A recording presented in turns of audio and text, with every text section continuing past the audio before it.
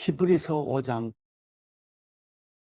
모든 대제사장은 사람들 가운데서 뽑혀 사람을 위해 하나님 앞에 있는 사람입니다.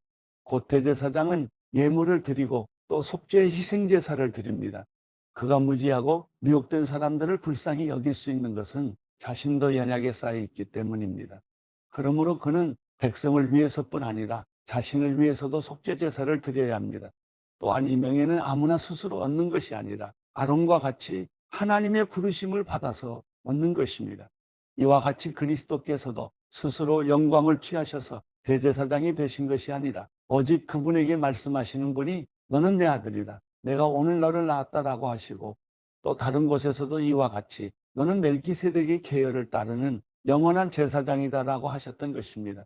예수께서 육체 가운데 계실 때 자신을 죽음에서 구원하실 수 있는 분께 통곡과 눈물로 기도와 간구를 올리셨고, 그의 경외하심으로 인해 응답을 받으셨습니다. 그분은 아들이신데도 고난을 당하심으로 순종을 배우셨습니다. 또한 그분은 완전케 되셔서 그분을 순종하는 모든 사람들에게 영원한 구원의 근원이 되시고, 멜기세덱의 계열을 따르는 대제사장으로 하나님께 임명을 받으셨습니다. 멜기세덱에 대해 우리가 할 말이 많으나 여러분이 듣는 일에 둔함으로 설명하기가 어렵습니다. 여러분은 지금쯤 선생이 돼 있어야 마땅한데 누군가 다시 여러분에게 하나님의 말씀의 초보 원리들을 가르쳐야 할 형편입니다. 그래서 여러분은 젖만 먹고 단단한 음식은 먹지 못하는 사람들이 됐습니다. 젖을 먹는 사람은 모두 의의 말씀에 익숙하지 못합니다. 그러나 단단한 음식은 성숙한 사람의 것입니다. 그들은 끊임없는 훈련으로 연단된 분별력을 지니고 있어 선과 악을 분별할 줄 아는 사람들입니다. 히브리서 6장. 그러므로 우리는 그리스도에 관한 초보적 가르침을 넘어서서 완전한 대로 나아갑시다. 죽은 행실로부터 회개하는 것과 하나님께 대한 믿음과 세례에 대한 교훈과 안수, 죽은 사람의 부활과 영원한 심판에 관한 교훈의 기초를 다시 닦지 말고 온전한 대로 나아갑시다. 하나님께서 허락하신다면 우리가 그렇게 할 수 있습니다. 곧 한번 비침을 받고 하늘의 은사도 맛보고 성령님과 함께하고 하나님의 선한 말씀과 오는 세상의 능력을 맛보고도 타락한 사람들은 회개에 이르도록 다시 새롭게 할 수 없습니다. 왜냐하면 그들은 스스로 하나님의 아들을 다시 십자가에 못 박고 공개적으로 욕되게 하기 때문입니다. 땅이 그 위에 자주 내리는 비를 흡수해 경작하는 사람들에게 유익한 작물을 내면 하나님께 복을 받습니다. 반면에 가시와 엉겅퀴를 내면 쓸모없이 돼서 저주에 가깝게 되고 그 마지막은 불사름이 됩니다. 그러나 사랑하는 여러분, 우리가 이렇게 말하지만 여러분에게는 구원에 이르게 하는 더 좋은 것들이 있다고 확신합니다. 이는 하나님이 불의하시지 않으므로 여러분이 성도들을 섬겼을 때와 또한 섬길 때 여러분의 행위와 여러분이 하나님의 이름을 위해 보여준 사랑을 잊지 않으십니다. 그래도 우리는 여러분 각자가 소망의 완성에 이르기까지 동일한 열심을 나타내기를 간절히 원합니다. 여러분은 게으른 사람이 되지 말고 믿음과 인내로 약속을 상속받은 사람들을 본받는 사람이 되십시오. 하나님께서 아브라함에게 약속하실 때 맹세를 위해 그분보다 더 큰 분이 계시지 않았기에 자신을 걸고 맹세해 말씀하셨습니다. 내가 반드시 네게 복을 주고 또한 너를 번성케 할 것이다. 아브라함은 이와 같이 오래 참고 견딘 후에 그 약속을 받았습니다. 사람들은 자기보다 더 큰 자를 걸고 맹세합니다. 맹세는 그들에게 모든 논쟁을 그치고 확정에 이르게 합니다. 하나님께서는 약속의 상속자들에게 자신의 뜻이 불변함을 명확히 보여주시려고 맹세로 보증하셨습니다. 이는 하나님께서는 거짓말을 하실 수 없는 이 두 가지 불변의 사실로 인해 앞에 있는 소망을 굳게 잡으려고 피해가는 우리가 힘있는 위로를 얻게 하시기 위함입니다. 우리가 가진 이 소망은 안전하고 확실한 영혼의 닭과 같아서 휘장 안으로 들어가게 합니다. 예수께서는 우리를 위해 앞서 달려가신 분으로 그곳으로 들어가셔서 멜기세덱의 계열을 따르는 영원한 대제사장이 되셨습니다. 히브리서 7장. 이 멜기세덱은 살렘 왕으로 지극히 높으신 하나님의 제사장입니다. 그는 왕들을 이기고 돌아오는 아브라함을 만나 축복했습니다. 아브라함은 모든 것의 10분의 1을 그에게 주었습니다. 그의 이름의 뜻은 첫째로 의의 왕이고 다음으로 살렘 왕, 곧 평화의 왕입니다. 그는 아버지도 없고 어머니도 없고 족보도 없습니다. 생의 시작도 없고 생명의 끝도 없지만 하나님의 아들을 닮아 항상 제사장으로 있습니다. 그가 얼마나 위대한지 생각해 보십시오. 족장 아브라함도 그에게 10분의 1을 바쳤습니다. 레위 자손 가운데 제사장 직분을 받은 사람들은 자기 형제인 백성들도 아브라함의 허리에서 나왔지만 율법을 따라 그들에게서 10분의 1을 거두라는 명령을 받았습니다. 그러나 이들로부터 나오지 않은 이 멜기세덱은 아브라함에게서 10분의 1을 취했고 약속을 받은 그를 축복했습니다. 두말할 필요 없이 축복은 윗사람이 아랫사람에게 하는 것입니다. 앞의 경우는 죽게 될 사람들이 10분의 1을 받았고 뒤의 경우는 살아있다는 증거를 받은 사람이 10분의 1을 받은 것입니다. 말하자면 10분의 1을 받는 레위도 아브라함을 통해 10분의 1을 바쳤다고 할 수 있습니다. 이는 멜기세덱이 아브라함을 만났을 때 레위는 아직 조상의 허리에 있었기 때문입니다. 만일 레위 계열의 제사장 직분을 통해 완전함을 얻을 수 있었다면, 그런데 백성들은 이것을 근거로 율법을 받았습니다. 아론의 계열을 따르지 않고 멜기세덱의 계열을 따르는 다른 한 제사장을 세워야 할 필요가 있었겠습니까? 제사장직이 변하면 율법도 반드시 변하게 됩니다. 이것들은 그분과 관련해 언급됐습니다. 그분은 다른 지파에 속했는데 그 지파에서는 아무도 제단에서 섬긴 적이 없었습니다. 우리 주께서는 유다 지파에서 나오신 것이 분명합니다.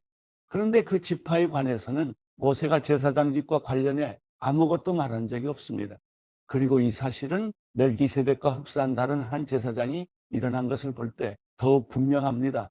그는 육체에 속한 규례, 곧 율법을 따라 제사장이 되신 것이 아니라 썩지 않는 생명의 힘을 따라 되신 것입니다. 그렇기 때문에 너는 영원히 멜기세덱의 계열을 따르는 제사장이다라고 선포됐습니다. 전에 있던 계명은 약하고 효력이 없어 폐지됐습니다. 이는 율법이 아무것도 완전하게 할 수 없기 때문입니다. 그러므로 더 나은 소망이 들어왔고 이를 통해 우리가 하나님께 가까이 나아가는 것입니다. 예수께서는 맹세 없이 제사장이 되신 것이 아닙니다. 레위 계통의 사람들은 맹세 없이 제사장이 됐습니다. 그러나 그는 자기에게 말씀하시는 분의 맹세로 제사장이 되셨습니다. 주께서 맹세하셨으니 그분은 마음을 바꾸지 않으실 것이다. 너는 영원히 제사장이다.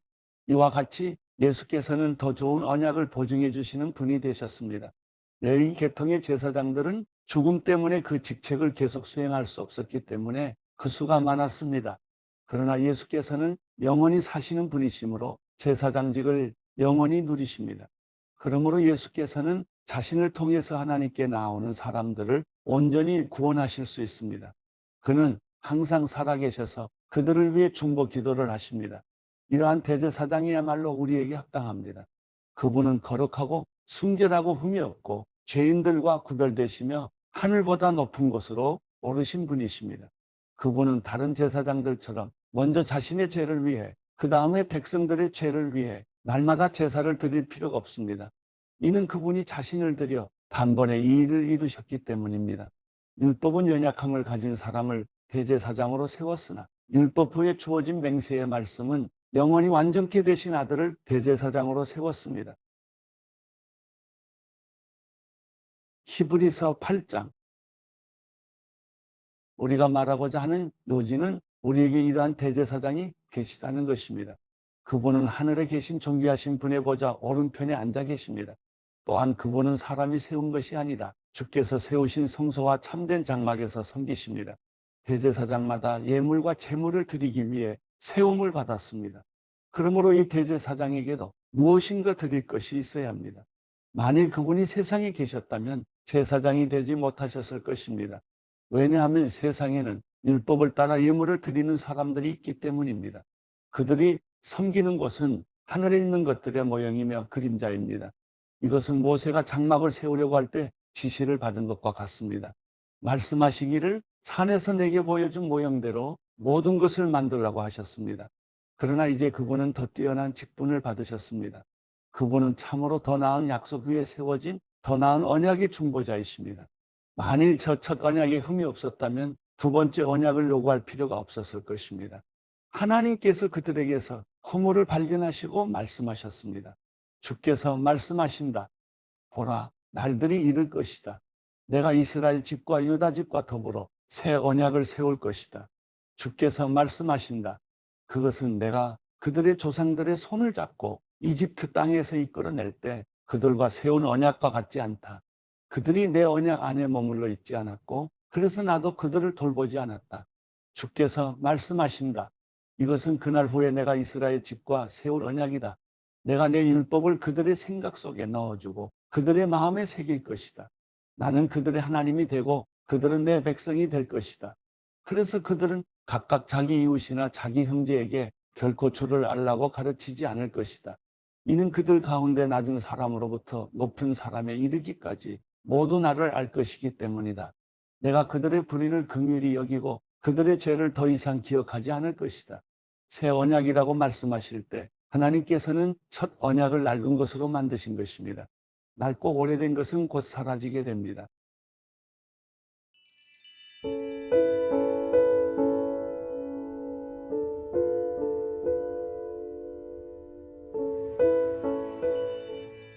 시편 41편. 가난한 사람들을 생각해 주는 사람은 복이 있습니다. 고통당할 때 여호와께서 그를 건지실 것입니다. 여호와께서 그를 보호하시고 살려주실 것입니다. 그가 땅에서 복을 받을 것이며 주께서 그의 적들의 뜻대로 그를 내주지 않으실 것입니다. 그가 아플 때 여호와께서 그에게 힘을 주시고 병상에서 일으켜 다시 건강하게 해주실 것입니다. 내가 여호와여 나를 불쌍히 여기시고 내 영혼을 고쳐주소서. 내가 주께 죄를 지었습니다 했습니다. 내 적들이 내게 악담을 합니다. 그가 언제 죽을까? 그의 이름이 언제 사라질까? 하며 나를 보러 와서는 빈말이나 늘어놓고 마음 가득 악을 모아 두었다가 밖으로 나가서 퍼뜨리고 다닙니다. 나를 미워하는 사람들이 모두 합심해 나를 두고 수군거리고 어떻게 하면 나를 해칠까 계획을 세우면서 그가 몹쓸 병에 걸려서 자리에서 다시는 일어나지 못할 것이다라고 합니다. 내가 믿던 가까운 친구, 내 빵을 나눠 먹던 그 친구조차 나를 대적해 발꿈치를 들었습니다. 그러나 여호와여 내게 자비를 베푸소서. 나를 일으켜 내가 그들에게 갚아주게 하소서. 주께서 나를 기뻐하시는 줄 내가 압니다. 내 적들이 나를 이기지 못하기 때문입니다. 내 진실함을 보신 주께서 나를 붙드시고 주의 얼굴 앞에 영원히 세우십니다. 이스라엘의 하나님 여호와를 영원부터 영원까지 찬양합니다. 아멘, 아멘.